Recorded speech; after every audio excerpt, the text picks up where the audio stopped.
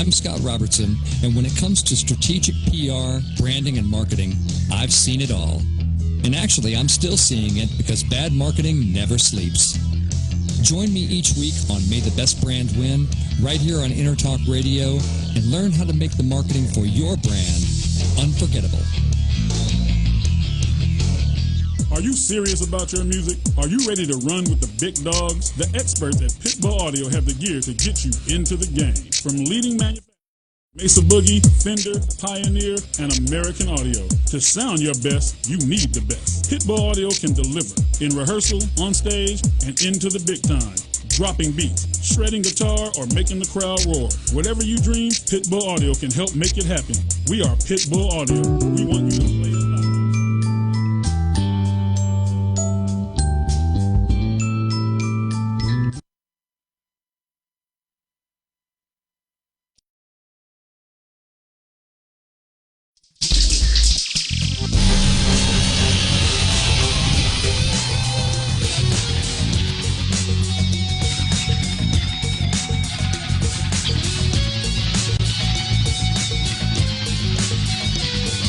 Welcome to Sharpen the Axe. Explore the bleeding edge of guitar and bass gear.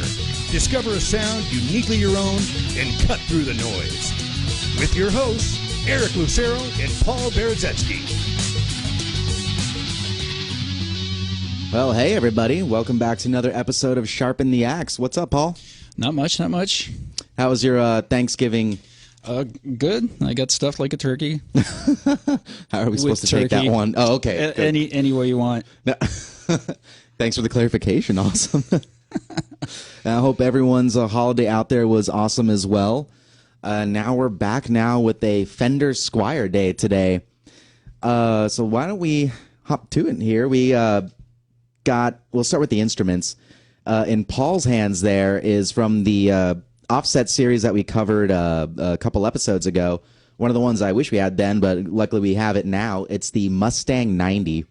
And in that tradition of guitars that never were but should have been, we're very stoked that Fender has this version now. So like the Mustangs, and it is a short scale with two MP90 pickups, which is Fender's P90, a three-way switch, hardtail bridge, volume and tone. It's simple and it's nice and beastly. It goes for $499.99 over there at Pitbull Audio, where you can come in, visit me, and check it out for yourself. And we can also that's Olympic white right there, nice and pretty. We can also get in silver or Torino red. Also has a 9.5-inch radius and that modern C-shaped neck. In my hands right here, our other test subject, and this is one of my new favorite guitars. I really want one. This is actually a Squire, the vintage modified Baritone Jazzmaster. So this has a 30-inch scale, comes like a bass 6. It comes tuned A to A, and it's got two Seymour Duncan designed single-coil Jazzmaster pickups, three-way switch, volume, tone, and a hardtail bridge, so it's nice and simple. And it's got some cool other features on it, like I love the rosewood necks, rosewood fretboards on a maple neck here, and I love the block inlays. Yeah, very cool. And the bound fretboard just gives it a sexy look. We're also covering today the Fender Bass Breaker series. We have two of them here with us. Oh, real quick, the Baritone Jazzmaster here goes for $449.99. But on to the Bass Breakers, we have two in here. In front of me right there is the Bass Breaker 15. Goes for $599.99. It's a 15-watt, has three 12AX7s and two EL84s, which actually is the big reason for the Bass Breaker, its difference between other Fender amps, which usually have 6L6 or 6V6 power tubes. These come with EL34s or 84s, depending on the model. There's a variety in the series. But the Bass Breaker 15 has, those three 12AX7s, two EL84s, a gain control, a gain structure control, bass, middle, treble, master, reverb, master volume, that is, and a bright switch. Can you explain that the difference between the gain control and the gain stage control? Oh yeah, absolutely. So what's kind of cool that they did here was like on any amp you have a gain control, but they separated the gain into three structures: low for clean, medium for about medium breakup, and if you want to get a crunch out of it, a high gain structure, which is just a three-way selectable switch right there on top next to the gain control. Is that similar to like a wattage selector? Or does it work differently? It might function that way. To be honest, I actually don't know. I almost think of it like on a AC30 or on some of the Marshalls. You know, have high low inputs. Okay, right. So lower gain, medium gain, high gain. That makes a lot more sense than, you know, unplugging your cable through like 3 or 4 different plugs. Yeah, or channel jumping, which actually one of the other ones in the Bass Breaker series conveniently has high low inputs and a both a channel jumped one, so you don't have to do some crazy wiring or patch cabling. Yeah, but it's a pretty bitchin' amp, man. It also has a direct out, which kills the power amp. Cabinet simulator out of that direct out, so it's a great studio amp, right? That's very cool. They designed these pretty versatile, and I dig them. Select your impedance 4, 8, 16 ohms, so you can match it to whatever cab you have. We have it actually going with the BB112 extension cab. It's in another room. Is that what the model is supposed to emulate, or is it a specific cab that it... To be honest, like I couldn't find anything on what that cabinet simulation, what it exactly it emulates, if it's a 112, 212. Maybe we can get that answered a little later, hopefully. But that 112 that we have this plugged into, 70-watt Celestion G12, G12V.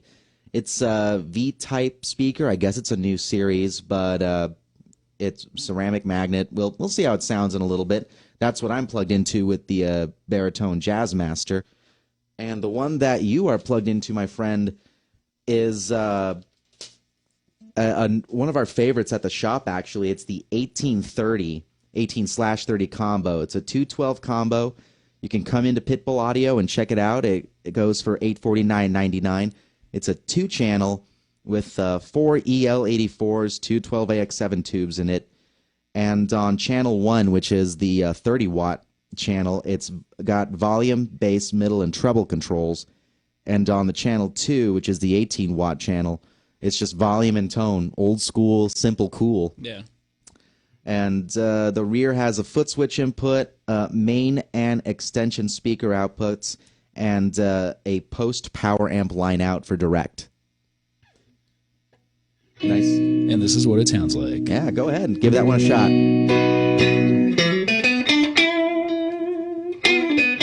And we're on the clean channel, right? Yeah, right now we are on that 30-watt channel. Clean channel, and I'm in the middle position on the guitar with the both pickups. This seems to be kind of the cleanest kind of... Yeah, splitting the difference between the two.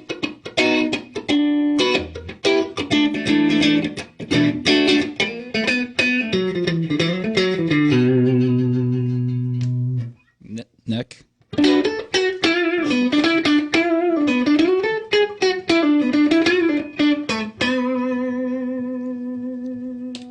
Bridge.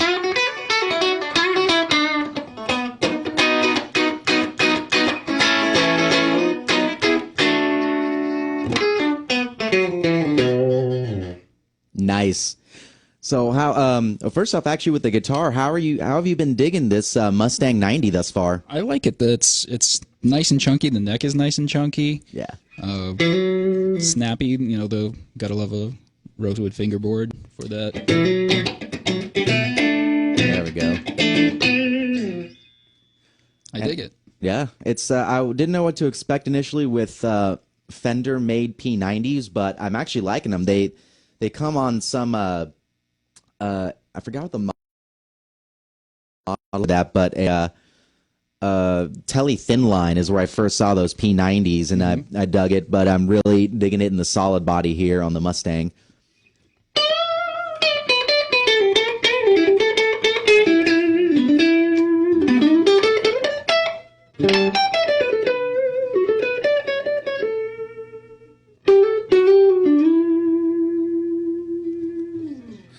So, Paul, with checking out the Bass Breaker here, anything strike you? What strikes you first about its difference from your usual Fender amp? Well, for sure the look. I really dig the kind of dark gray tweed. It looks sharp. I like it. Yeah, it's definitely almost have a semi-industrial look to it, and some people kind of just want that classic black Tolex or brown Tolex or tweed wrapped Fender, but you need something new every now and again, and I like it. I like the look of them a lot. Yeah, me too. And I think it kind of does a good combination of like a classic look and a modern look. Yeah. You can kind of almost can't tell what era it's supposed to be from. Right, yeah. And I mean, you as a company, you got to push forward at some point, and rather than just releasing another lacquered tweed, it's cool that they gave something different. And I like the small detail, but I like that metal faceplate with the plain bass breaker just right below the fender. I dig that look. How about we check out the 18-watt side of it? Sure. And we can't run it too hot because with this one, since it's a combo amp, we have to keep it in the same room as the studio, as our mics. Yeah. So if we crank this up too much, we're going to just destroy everything around here. So just a little bit of gain on here. Too much. Little readjustment, but here we go.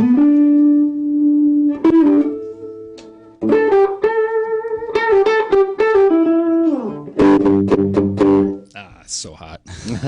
And while you're adjusting that, I know one of the ideas on the 1830 that we really dug at the shop was one side supposed to be kind of brown facey and the other side supposed to be Fender blackface-ish. And if I could be wrong, but at least in my ears, the 30-watt side was sort of chimey and blackface-ish, like your normal deluxe or tweed from that era. And the 18-watt side that you're on now, I think, is a little bit more along the lines of the brown face. I could be wrong, but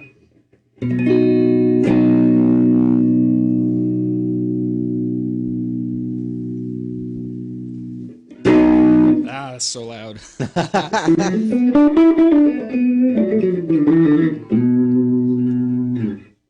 There we go. It's definitely a cool, versatile amp, and you can switch between the two channels live with a foot switch in the back. But I think once people really start checking out the Bass Breaker 1830, they're really gonna love what they hear. And it's a nice departure for a throatier sound with the.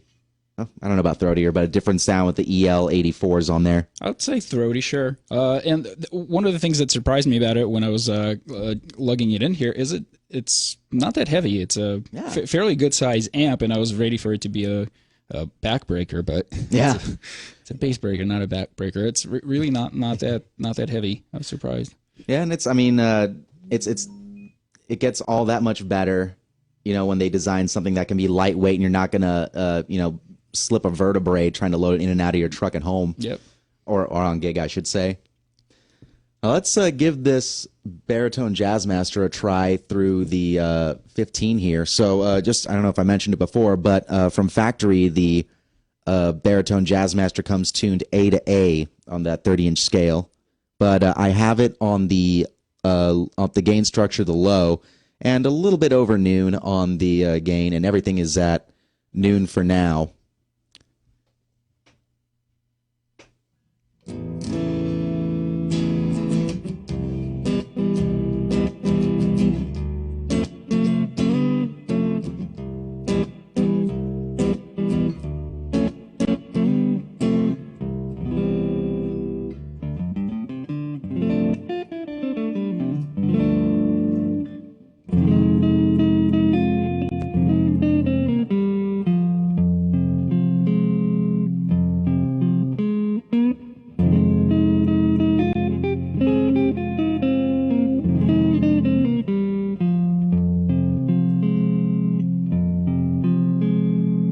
That's on the neck pickup for this one. So let's go to the medium here.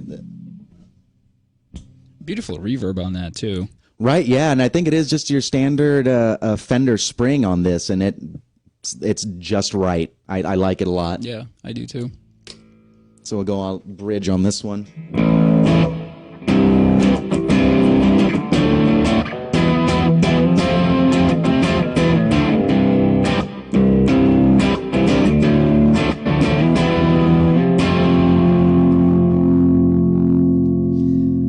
quick note on the on this. It's kind of similar, some would notice, to a Bass 6, which was an instrument Fender put out initially, 61 to 75, a 30-inch scale instrument with 6 strings tuned E to E, and it was pretty much so guitarists who couldn't find a bass player could do a little bit on their own, and especially like spaghetti westerns, you hear a lot of that sort of tick-tacky or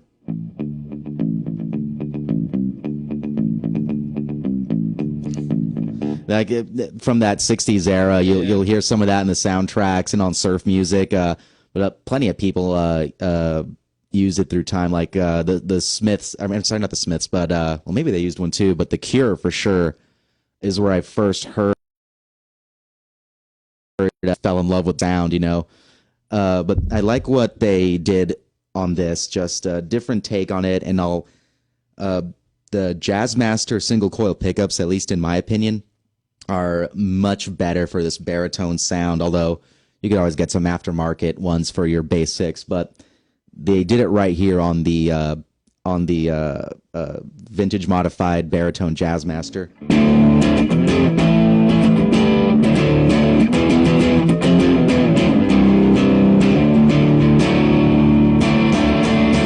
When you do chords on it, it sounds a lot much better note definition than on at least again in my opinion than on the pickups that come on the Bass 6s.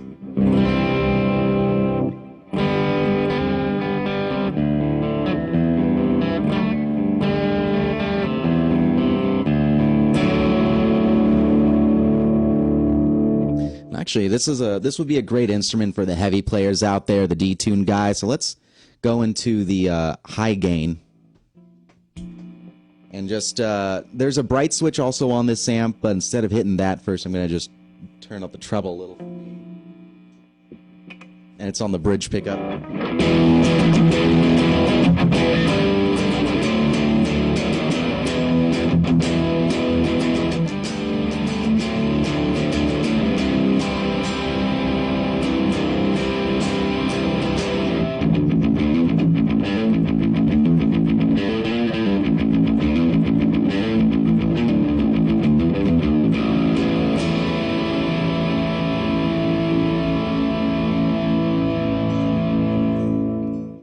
So this thing is very bitchin' sounding. It's got nice guttural punch to it, and that single coils on low tuned strings, especially heavy gauge like on here, is just a whole lot of fun.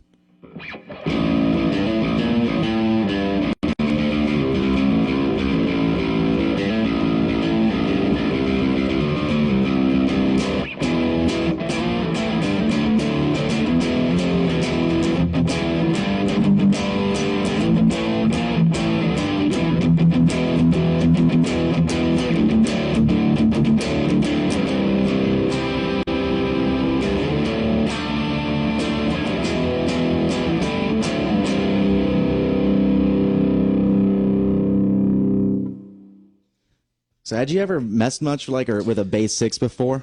Just like in a store a couple of times. I really dig playing them, but not a lot of experience, and definitely not like at a gig or anything or with a band. I don't know much about them. Have those been around in the 60s? Yeah, not this model here, but the Bass 6 I think was introduced 61 to 75 initially. Is that what they actually used on those Western kind of tunes? Yeah, at least on the soundtrack stuff. I mean, that's kind of what it was. One of the things it was big for. That spaghetti Western. Well, I won't play that again, but I almost forgot we already went through that. But in the 80s and probably at the end of the 70s and up through the 90s, well, hell, till now, a lot of alternative guys, like I mentioned, The Cure earlier, picked them up. Mm-hmm. I know New Order, too. Peter Hook was playing, not a Fender, but a different Bass 6 sort of thing. So a lot of those post-punk guys and picked it up for that deep sound. Mm-hmm. And if you haven't picked up a Bass 6 through a big, clean amp with a chorus pedal, you've really missed out on life. Definitely worth trying. And I But- guess they sell like specific sets of strings for this. You don't have to like try and mix and match. Oh no, plenty of makers, Labella, Ernie Ball, them two for sure, make bass 6 sets and even in a couple different gauge sets, so you can adjust it to what you like. But yeah, you don't have to buy individual strings and mix and match to get it there. But we at Pitbull, we definitely sell a lot of the Ernie Ball ones, but a lot of the guys to eliminate fret noise are picking up the flat wound versions from Labella. Nice. So if you are one of those players, and want to try something different, we got the Labella sets around. Now, I'm on the high gain. Let's roll back.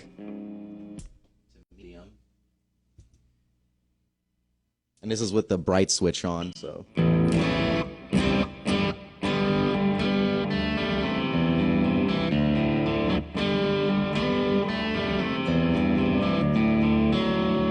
And I'll try with the bright switch off here, too.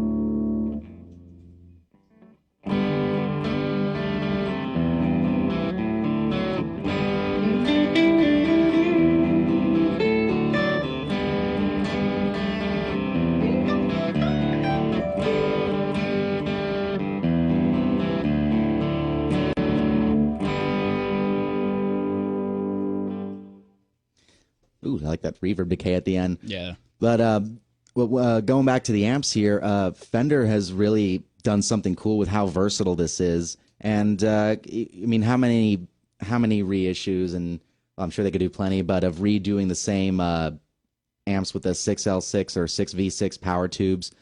So they went for a different idea here with the EL34s and 84s, a little bit more of that British sound, but it's got enough gain if you want to play heavy. It can do clean very well. Yeah.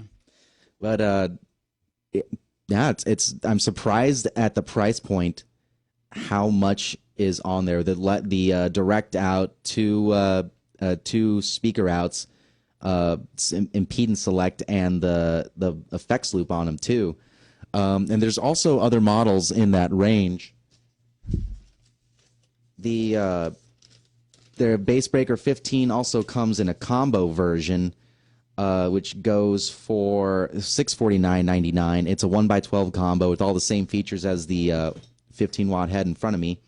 They have what they call the 007 head, goes for $399.99. 7 watts, has gain, bass, mid, treble, master volume, and a treble boost switch. A line out like on the others, and two 12AX7s, one EL84. So if you need a little good 7-watt studio head, which is getting popular or has been popular for a while now, that's an option. The granddaddy on this series or flagship, however you want to put it, is the Bass Breaker 45 combo. That's $999.99. A 2x12 combo, that's 45 watt. And that one, actually, you kind of mentioned the variable variable wattage earlier. That can go from 1 to 45 watt. Nice. And that's so handy. Right, yeah. It's all the more versatility. You're playing a nice big open room, keep that at 45. You want to use it in the studio and either get high gain at low wattage to get that crunch. It's for under $1,000. That's pretty cool. Mm-hmm. And that one is the one that has the normal input, bright input, and then a jumped input. It also has the, normal volume, bright volume, the output control, which is the variable wattage, treble, mid, bass, presence, main, and extension speaker outputs. That's 2 separate outputs, 3 12AX7s and 2 EL34s on that. And they have a 45 head as well, which goes for $899.99. Now, with all the combos and the extension cabs, they are semi-open. So instead of a complete closed back like on on most of the, say, Mesa Boogies, or a complete open, we can't turn one around for the camera, but it's got like 2 almost port-looking cutouts. Yeah. Which between the tight bassness of or tight bass response on a closed back cabinet or the sweet openness of an open back cabinet, hits it right in between. So something different. I don't know if they have made semi-open back cabs before. I'm sure they have somewhere. And yeah, actually, now that I think about it, yeah, the 112 and 212 extension cabinets, the 212 is the BB212, both semi-open back. Very cool. Have you tried running something with humbuckers through them? In the store, you know what, I haven't actually, now that I think about it. Everything I've been picking up lately has single coils of some sort, because I've just been missing having a single coil guitar. Because even my Strat has 3 humbuckers in it now. What's the point of that? I don't know. I did JB Junior, a little 59 in the neck, and you can make all those arguments for a mini humbucker isn't as good as a full size, but well, it worked for me, and I love my Strat, so you are not going to change my mind. And I've already I like those. I like the mini humbuckers. Right? Yeah. I mean, even on my main Ibanez, it is a DiMarzio Fast Track 2, so a dual rail humbucker. All good. Whatever you choose out there, there's so many options. But yeah, I haven't ran humbuckers through it. I know the guys in the store have, and especially with the 1830, they've loved pretty much everything they put into it.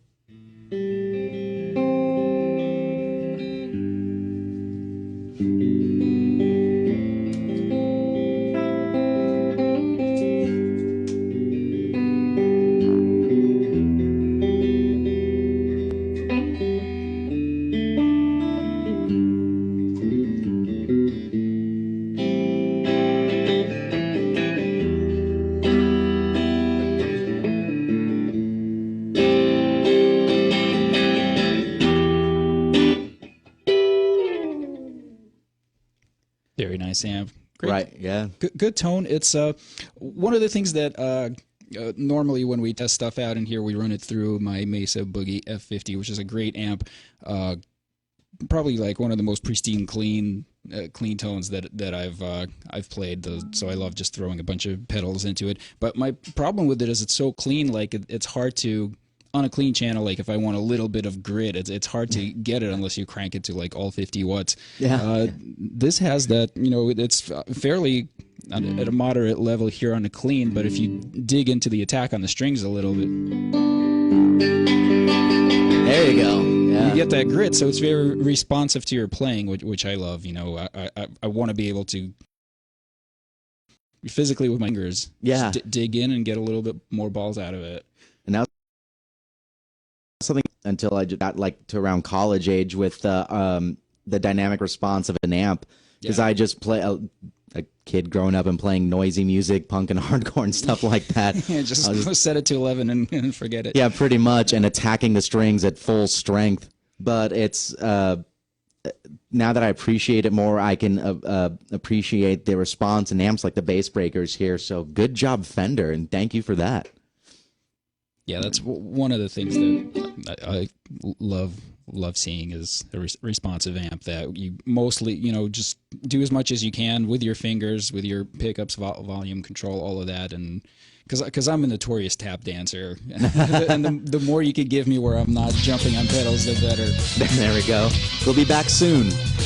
This is Sharpen the Axe. We're going to take a quick break. This is EnterTalk Radio. We'll be right back. Stay tuned.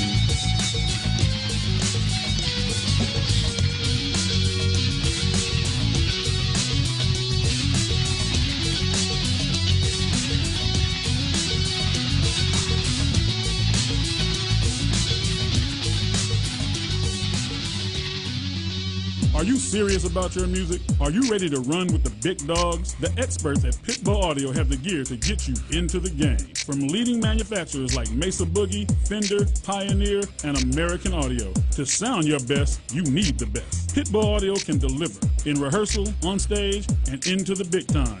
Dropping beats, shredding guitar, or making the crowd roar. Whatever you dream, Pitbull Audio can help make it happen. We are Pitbull Audio. We want you to play it loud. PitbullAudio.com. This is Jackie Bertoni from Jackie's Groove. Come join me weekly on my journey through the music business as I take you behind the velvet rope, interviewing industry notables such as Al Di Meola, Michael McDonald, and Al Jarreau, to name but a few. Listen to their stories on being in the studios recording #1 hits and onto the stages throughout the globe. Allow me to be your music historian. You can hear me live every Monday at 2 p.m. and every Wednesday at 12 noon Pacific Standard Time or 24/7 on jackiesgroove.com. Ready to get your groove on? Hi, I'm Tim Dolbear, the host of Sound Experience on EnterTalk Radio. Each week, I talk with top professional audio engineers, producers, musicians, and the manufacturers that make the tools that we use in the studio each and every day. From capturing the perfect take to mastering your final release, and the tools and how the pros use them, we are going to dive deep into their process and learn from their experience. I look forward to you joining us each week on Sound Experience with me, your host, Tim Dolbear. Hey, it's Tracy Smith and Beth Venus of Girls Talk Rock right here on the EnterTalk Radio Network. Every Wednesday at 5 p.m. Pacific. Okay, Beth, they know that, but we want you to know that the industry pro's choice is Silver Tiger Production. SDP is a full-service production agency offering sound, lighting, installations, talent buying, staffing, backline equipment rental, and sales. Kapow! It's everything in the entertainment performance industry. It's all that. SilverTigerProduction.com.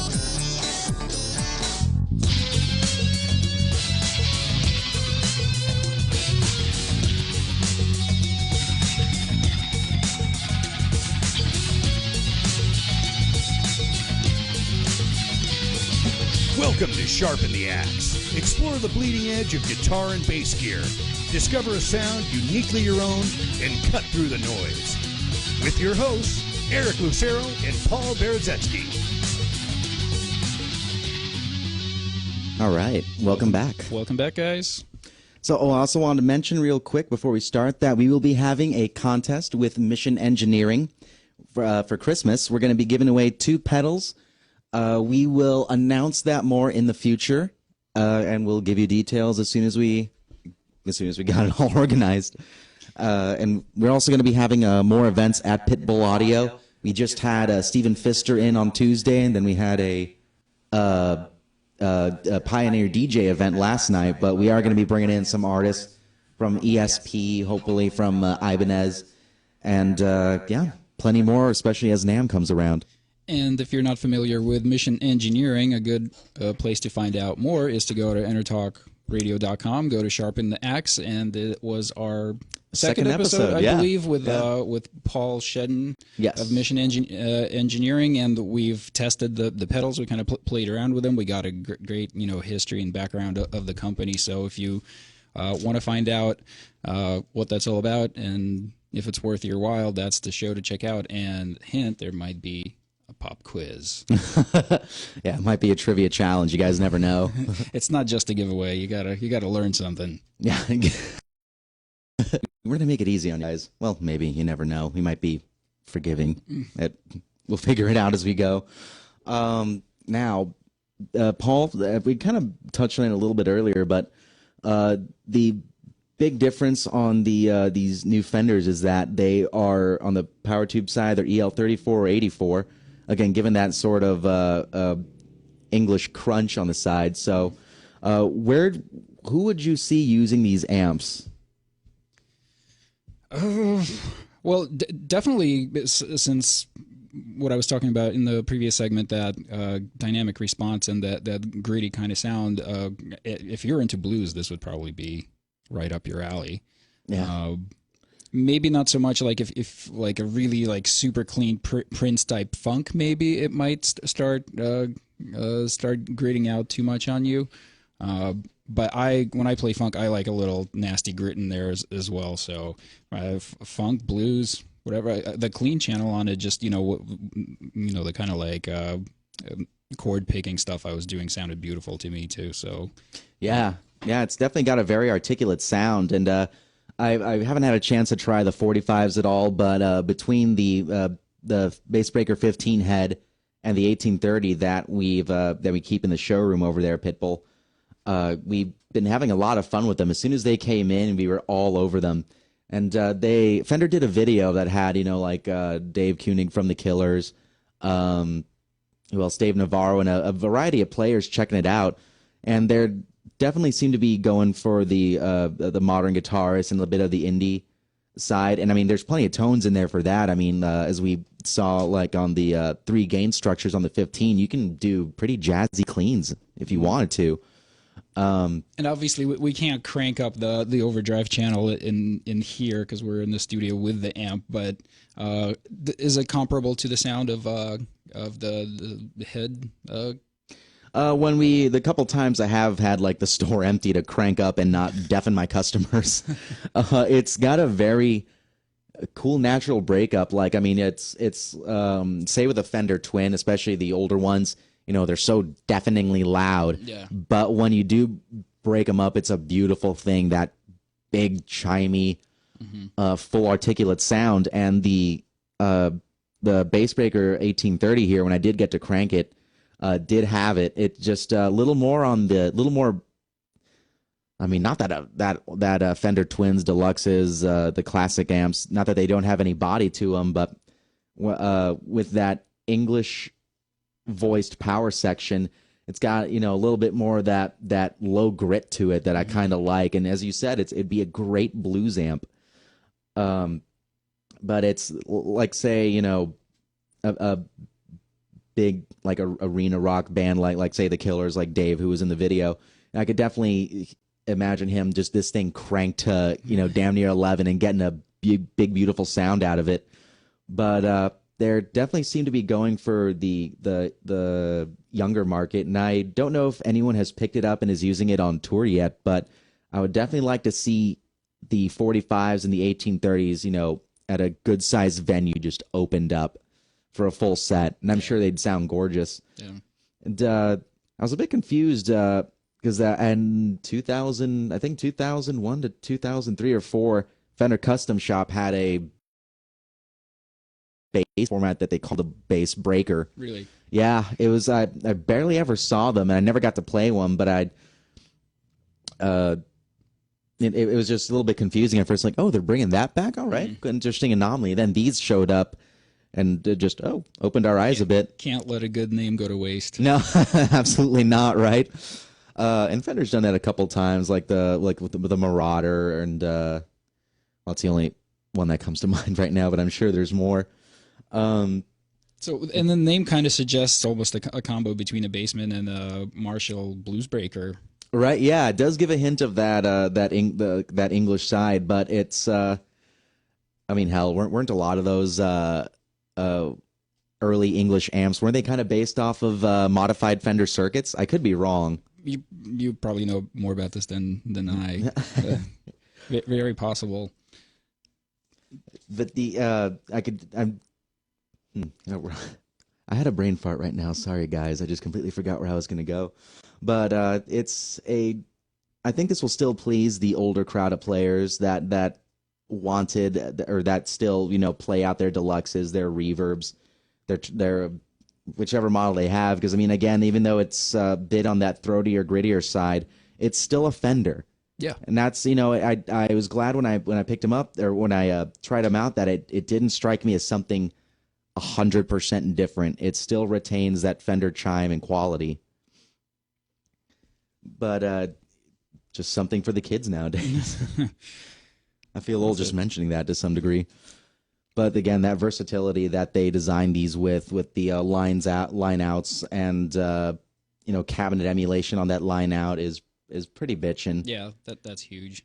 Because I mean, nowadays, I mean, not everyone has the money to go pick up their studio amp and the amp that they gig out with. So to be able to buy for under $1,000 and starting at $399.99, which ain't bad, you can have your stage and studio amp. Yeah.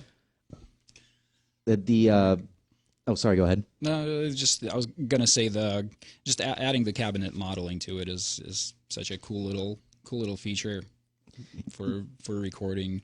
Yeah. No, absolutely. And I mean, like, you know, my friends that have, you know, big high gain amps, you know, I've seen the frustration with them when they go into the studio where you try to record it with a microphone and yeah.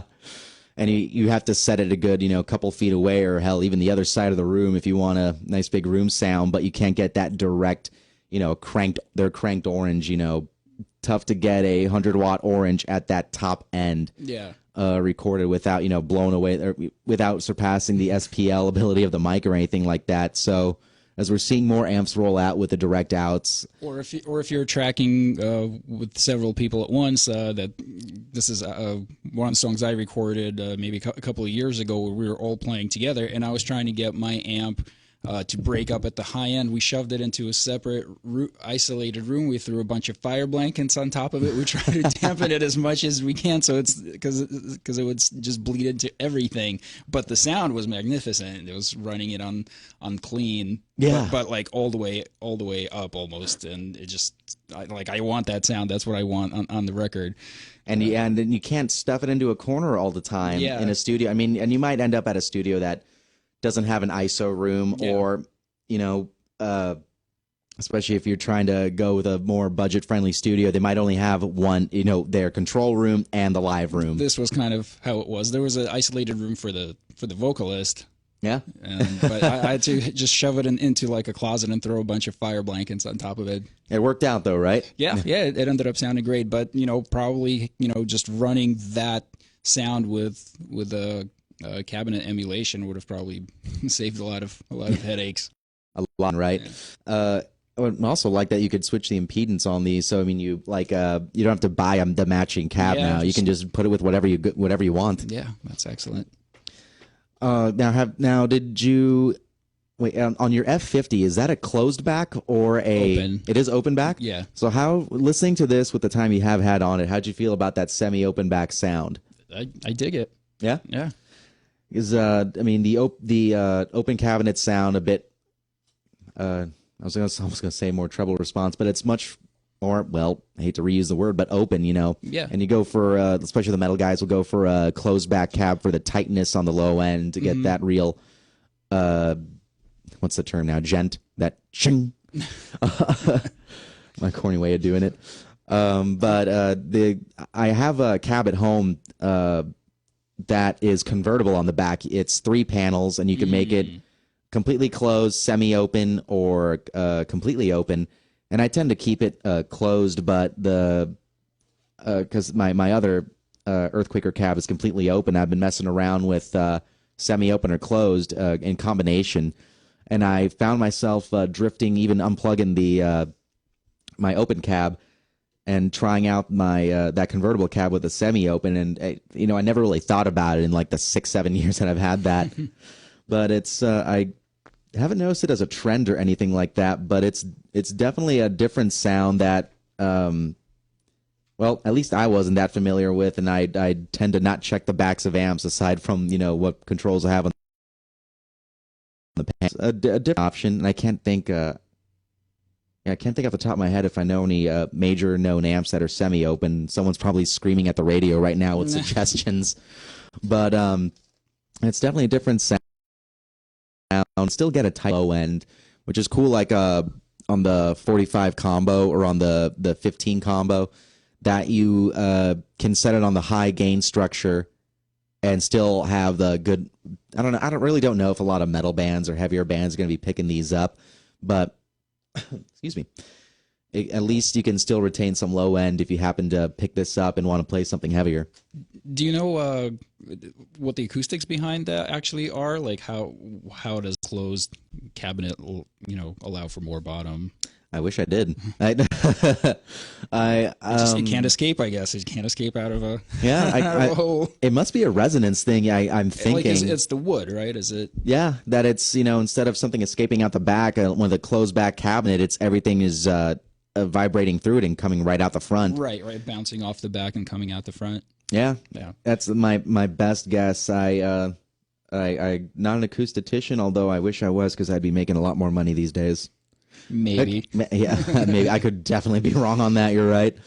But yeah, they in the extension cabs that are available, they are all, as I mentioned earlier, just semi-open, nothing closed. But I mean, it's working well for it. And I haven't seen anyone out there on stage with it yet, but I wouldn't be surprised if we start seeing them pop up a bit more. And I don't know if they like with the Offset series, they have I forgot her name from wow. My caffeine's not working, guys. I'm so sorry. Not remembering the names today. Oh, Alicia from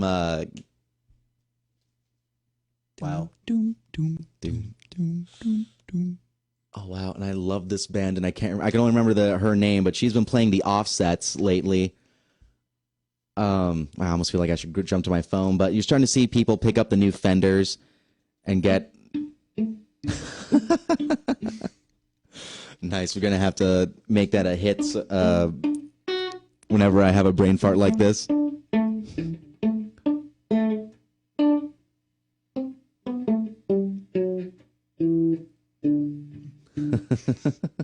There we go.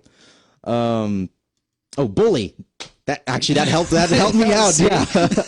Like Alicia from Bully has been picking up the new Fender Offsets and playing with them, and I'm sure that people are going to be taken, and you're going to start seeing some of these bass breakers out there. But did you feel that it's very close to a Marshall in terms of tone? I really haven't played many Marshalls in a while. I used to have one when I was younger. I haven't played one in a long time. Oh, right on. So I'm not sure.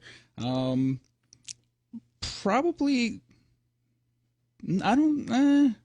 From what I remember playing them, it's been a while. I think it still has more of a Fender flavor to it than a Marshall, I would say. Yeah. But it does sound different from your standard kind of blackface. Yeah. And even I was looking around to see what the response has been to these on some of the guitar forums, and people were saying about the 45. You change those EL34s to KT66s. It's pretty much a JTM 45 almost. Mm-hmm. But it's I can see what they mean, but I haven't had a chance to try out the 45 myself, but it's still that English crunch. I don't know how else to put it. I hate reusing cliched terms for tone, which I'm very guilty of and will be over the entire course of this show. Well, when someone invents something better than English crunch, we could change terminology. I wonder if that would be a delicious breakfast cereal. English crunch. English crunch. Captain Crunch's cousin from across the pond. But I mean, despite the comparisons that we're making, I mean, they still retain that Fender quality to them, and these are so affordable. Like I said, starting at $399.99, going all the way up to $999.99 to get yourself, a accessible, clean. You can break up and do blues, or you can get a pretty heavy, good hard rock sound out of them. Fender has done something pretty damn rad here. I'm liking what I'm hearing. Yeah. And they've been popular around the shop for all the variety. If you ever go to our location, Pitbull Audio in National City, we do have a variety of amps in the showroom, and we got all kinds of stuff to try. But whenever me or any of the other employees or our tech is trying stuff out, especially our tech, Sean, we'll have him on at some point soon. When he fixes a guitar or the electronics, he comes out and he tests it on the Bassbreaker 15 in front of me. It's been a great go-to for us lately. We're loving them. Because of the versatility, I assume, kind of tried in all different variations of it. Yeah. From clean to seeing how, whatever mod or pickup change that a customer has ordered, to try it through, 3 different gain stages. Mm-hmm. And actually, since they've arrived in the store, the Jaguar Baritone only very recently in our most recent arrival of Fenders, but since the Mustang 90 has arrived, is one of my favorites. And I hadn't been looking at at solid body guitars for purchase in a while. Really? Yeah. Into hollows? Semi-hollow at least, which actually, while we're on it, I'm pretty much looking at a Fender Starcaster, because that a offset semi-hollow, I'm going to repeat it over and over again how much I love the sexiness of offset guitars, which both of these in here today are, but seeing like Johnny Greenwood in Radiohead play them as a kid, wow, that thing is awesome. I want one. Could never afford them, and now they're there. But these two right here, the Mustang 90 and the Baritone Jazzmaster especially, have piqued up my interest, and especially with a drummer friend of mine. I play in another band with him called Edges, which you'll hear about eventually soon. It's still getting off the ground. But where I've been wanting to do something, just the drummer, me, and a duo, and this There you go. You don't need a bass player. Yeah, exactly. A bunch of useless flakes anyway.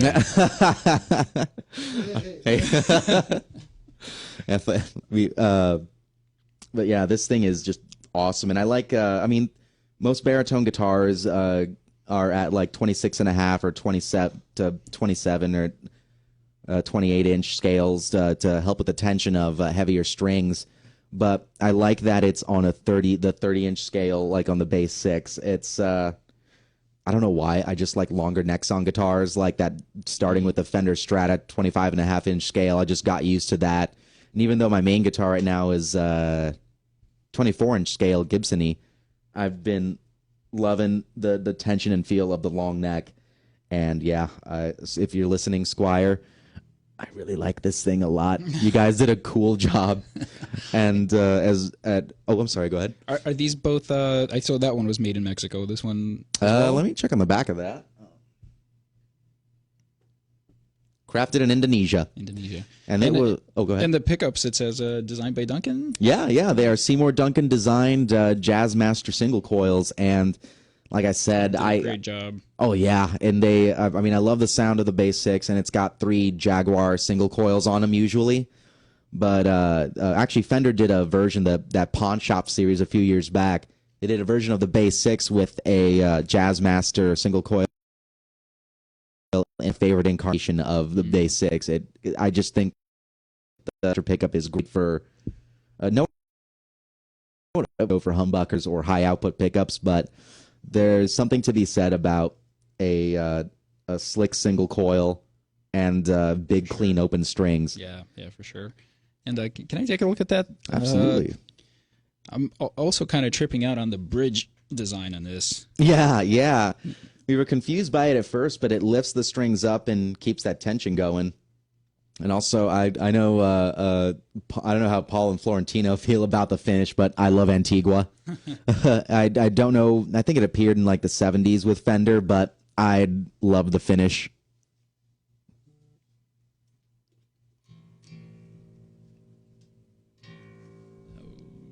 There we go.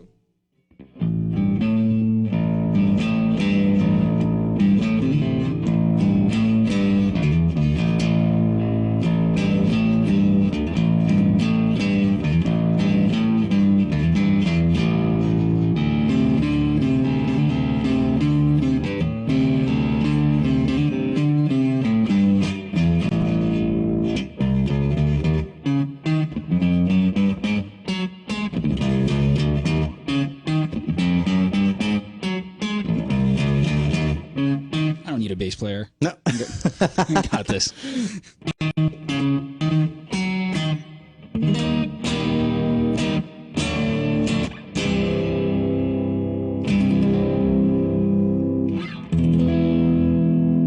Let me try something on the EQ a little bit, just for the doing chords on it.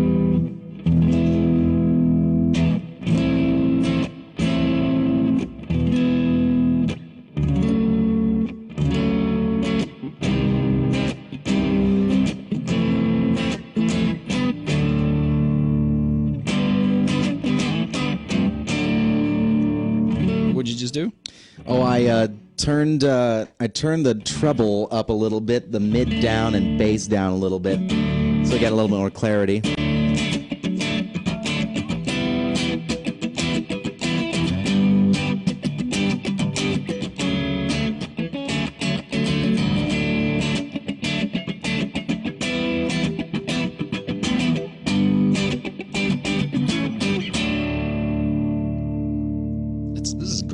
Awesome, right? Yeah, nice and chunky bottom.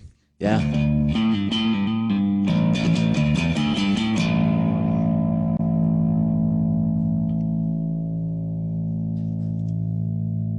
I almost feel like this is a floating. Right? Yeah. It looks like one, but it's not. It's... For guys that can't see, it's kind of raised at an angle, the bridge a little bit, and even I tried to push it back in, probably not for the best. When we first pulled it out, but it works for it. It's you can still palm mute on it, and it definitely just works with it to keep that tension, but keep it nice and clear and crisp and clear. But I mean, you get most players out there are aware of baritones and where the bass six is, but it's cool to see something in the middle. And I mean, hell, the more variety available in instruments, the merrier. Be it your standard guitars, baritones of any assortment, tenors, whatever you want, get creative with it.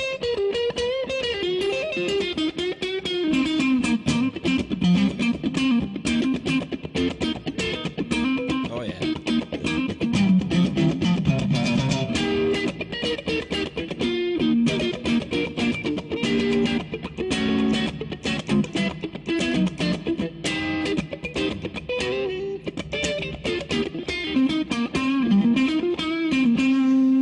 This is great. Going up high on the neck, I really dig doing kind of like single note funk stuff, and because the strings are so chunky and thick down here, this is like, I love the sound.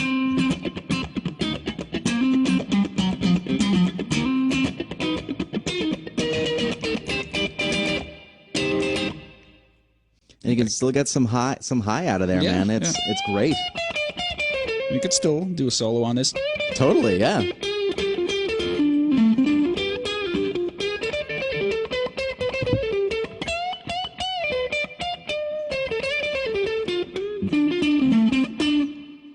Now I want one of these. Yeah, right? This is a problem. That's what it did to like half of us in the store. We were like, oh, what's this thing? Oh, that is awesome. This show traumatizes me every week. Dude.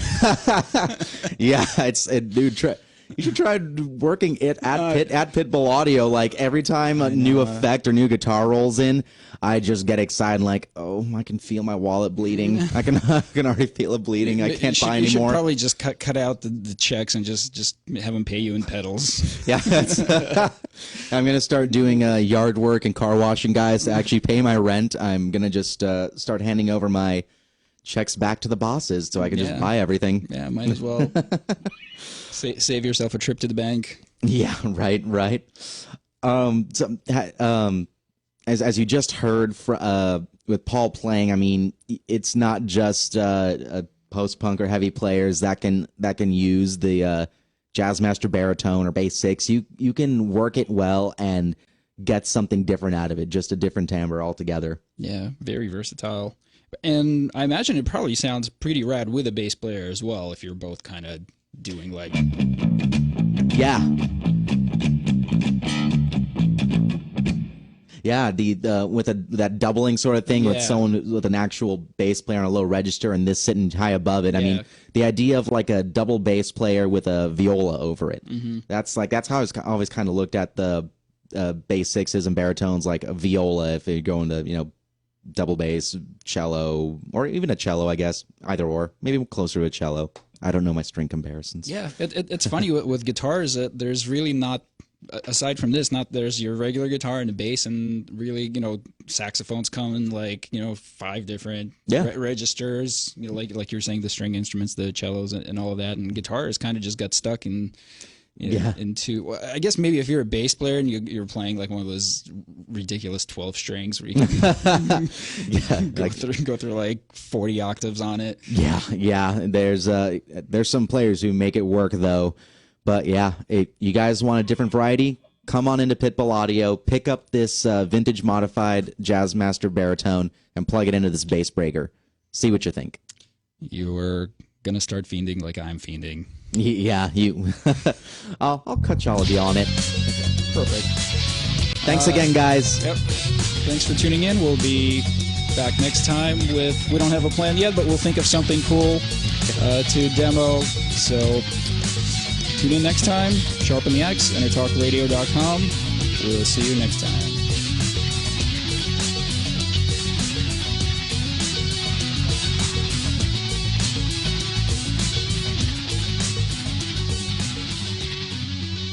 You know what's all around you every waking moment of your life? Marketing. You're choking on it.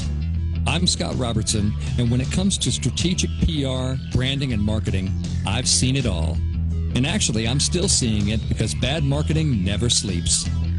Join me each week on May the Best Brand Win, right here on EnterTalk Radio, and learn how to make the marketing for your brand unforgettable.